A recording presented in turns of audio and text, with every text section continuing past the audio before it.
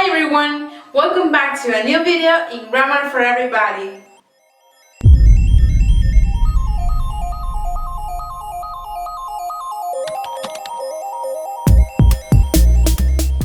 Today we will continue talking about the passive voice, but we will study how to transform active sentences to passive sentences. So let's start.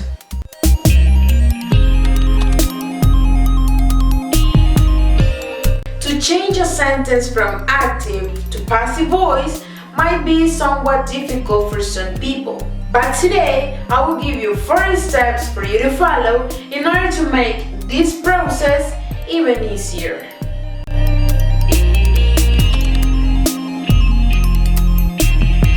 Alright, in the first step, we must be sure that the sentence has a direct object. That's the first thing. If the sentence has no direct object, there's no way that we can turn this sentence into passive voice. So first, we must keep an eye on that the sentence has a direct object. Let's see some examples.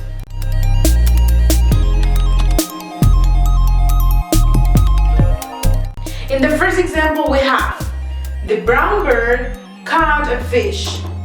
In here, we can see that we have a direct object. The brown bird caught what?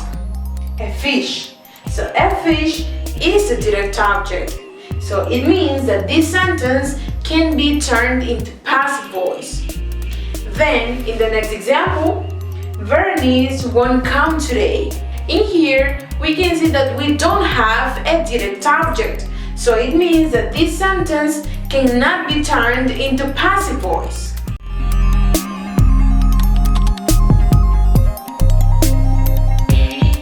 Okay, once we have identified that the sentence has a direct object, we continue with the second step, the positions. In here, we are going to change the position of the subject and the object of this sentence. We are going to put the object in the subject position and the subject in the object position. So it will look like this: a fish, then the bird, and finally the bear. So right now, let's see more examples of this second step.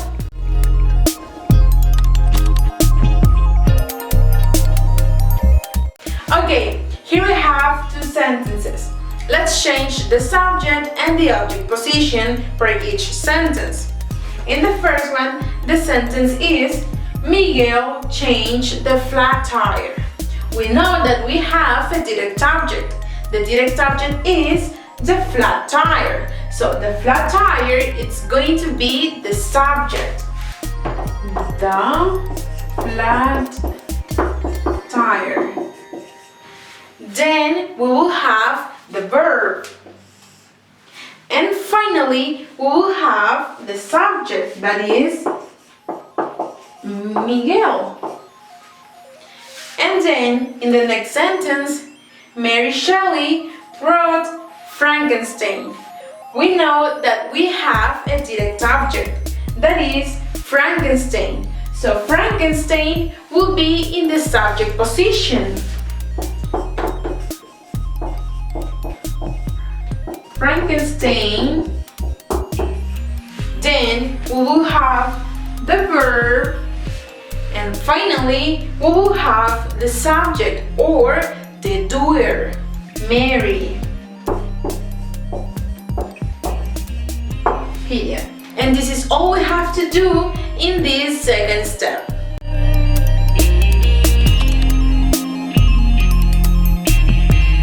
Alright, now that we have executed the first and the second step, let's continue with the third one. In here, we must check the tense, the aspect and modality of the sentence in the active voice, because the tense, the aspect and modality that I have in the active voice must be the same that I have in the passive voice.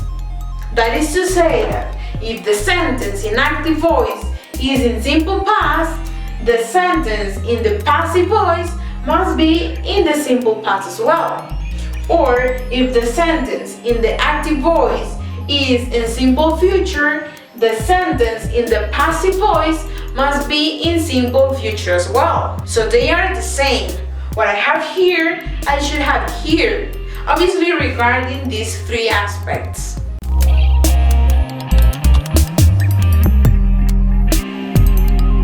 And finally, in the last step, we continue with the verb transformation. In here, the verb will be divided in two parts. The first part will be for the verb to be, and the second part will be for the main verb we have in the active sentence. So first, we write the verb to be, in which tense it will be dictated by the tense, the aspect, and modality of the verb in the active sentence.